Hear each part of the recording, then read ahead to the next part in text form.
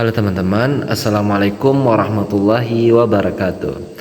Nah, kembali lagi bertemu dengan saya Irsyadul Barkah dari Hukum Keluarga Islam Fakultas Syariah UIN Syekh M. Jamil Jambe Bukit Tinggi. Nah, teman-teman, pada kesempatan kali ini kita akan membahas lagi nih tentang permasalahan yang menjadi isu hangat di era modern atau era yang mendekati akhir zaman pada saat sekarang ini. Nah, apa sih salah satu masalahnya pada saat sekarang? Yaitu kurangnya minat dari generasi muda untuk mempelajari ilmu-ilmu keislaman. Nah, banyak dari anak-anak muda merasa kalau mereka untuk mempelajari ilmu-ilmu keislaman itu merupakan ilmu yang tabu untuk dipelajari. Mereka merasa ilmu untuk belajar keislaman itu hanya untuk bagi orang-orang yang alim saja, bagi orang-orang yang notabene ingin menjadi ustadz saja. Padahal kan itu tidak benar. Padahal untuk mempelajari ilmu keislaman itu harus dimiliki oleh semua orang, baik itu kalangan pekerja kantor, kalangan pekerja buruh, kalangan petani, kalangan dari banyak-banyak kalangan lah pokoknya. Dari semua kalangan mereka harus tetap mempelajari ilmu-ilmu tentang keislaman. Karena bagaimana mereka akan beribadah sedangkan ilmu keislaman pun mereka tidak punya.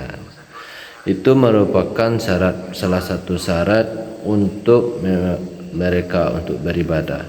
Bagaimana jika ilmu keislaman itu tidak mereka punya sedangkan mereka ingin beribadah nantinya? Sesimpelnya itu ketika orang-orang ingin untuk salat itu perlu untuk mempunyai lafal yang benar, untuk memfasihkan bacaan Al-Fatihahnya, menghafal doa iftitahnya. Itu juga perlu untuk mereka mempelajari ilmu-ilmu keislamannya. Nah, ilmu-ilmu keislaman ini sebenarnya luas sekali ya. Cuman untuk sekarang mungkin yang akan kita bahas ilmu-ilmu dasar keislaman. Bagaimana sih caranya untuk pemuda-pemuda di zaman sekarang untuk bisa mempelajari ilmu-ilmu keislaman tersebut? Yang mana ilmu itu memang harus dipelajari, harus dimiliki oleh setiap orang. Banyak dari generasi muda sekarang ini mengira kalau ilmu keislaman itu bukan hanya untuk kalangan ustadz, tapi mereka juga merasa kalau ilmu-ilmu keislaman itu sudah kuno. Padahal ilmu-ilmu keislaman itu selalu berkembang di setiap zamannya. Bahkan kita juga diperintahkan untuk mempelajari, meneliti untuk bagaimana ilmu keislaman bisa berkembang lebih baik ke depannya, berkembang lebih sejalan dengan perkembangan zaman ke depannya. Dan juga orang-orang juga banyak memisahkan tentang bagaimana ilmu keislaman dan bagaimana ilmu umum. Mereka merasa kalau ilmu umum itu ya harus fokus ke sana saja. Banyak orang merasa kalau ilmu keislaman, kalau kita sudah belajar ke arah keislaman, kita hanya akan berakhir sebagai ustadz atau sebagai pendakwah. Padahal tidak benar itu semuanya, teman-teman. Padahal ilmu keislaman itu memang sudah wajib untuk dimiliki oleh setiap orang. Banyak orang-orang dari kalangan profesor, dari kalangan profesor dari ilmu-ilmu umum atau ilmu-ilmu kedokteran, sains, sosial, banyak yang berasal dari pondok-pondok pesantren. Tidak hanya mereka mempelajari ilmu Islam itu sebagai dasar, sebagai pondasi bagi mereka untuk mempelajari ilmu-ilmu yang lebih luas lainnya. Nah, generasi muda, namun generasi muda di saat sekarang ini lebih membeda-bedakan. Mereka misalkan mereka ingin mempelajari tentang, mereka ingin berfokus kepada olahraga. Tapi mereka merasa keislaman itu hanya mengganggu kepada aktivitas olahraganya. Seperti di zaman sekarang olahraga untuk cewek lebih luas ragamnya ya. Yang cewek ini merasa kalau ilmu-ilmu keislaman itu menghambat untuk potensi dirinya bisa berkembang di olahraga. Padahal itu tidak benar. Kita memang diatur untuk selalu bisa sejalan dengan agama, tidak boleh bertentangan dengan hukum yang lebih tinggi. Nah, tapi bukan berarti hukum akan selalu membatasi. Hukum akan lebih fleksibel ke depannya. Ada kok olahragawan muslim atau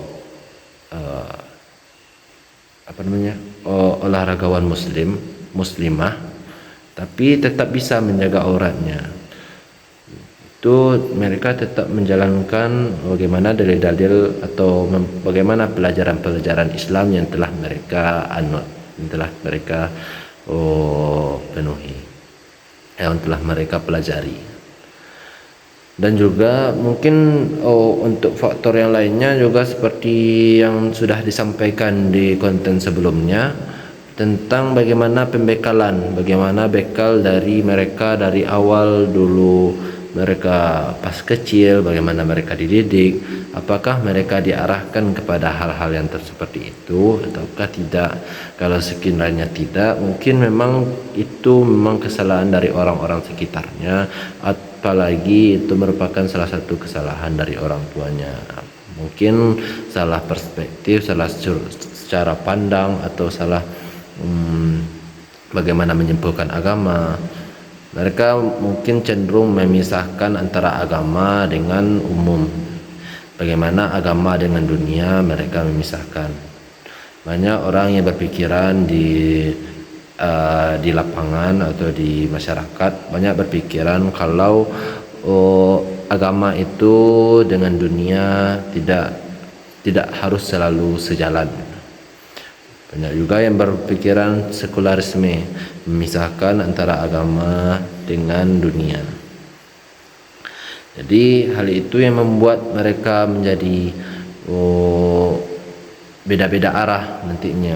Ada yang sudah condong kepada aktivitas seperti olahraga atau seperti kepada sains atau sosial atau bermacam-macam ilmu lainnya.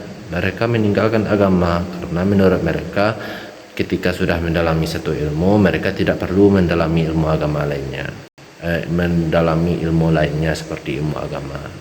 Jadi mungkin solusinya yaitu memberikan bekal atau memberikan pemahaman kepada masyarakat bahwasannya generasi muda ini harus mempelajari Islam. Karena memang mereka adalah penerus-penerus dari bangsa.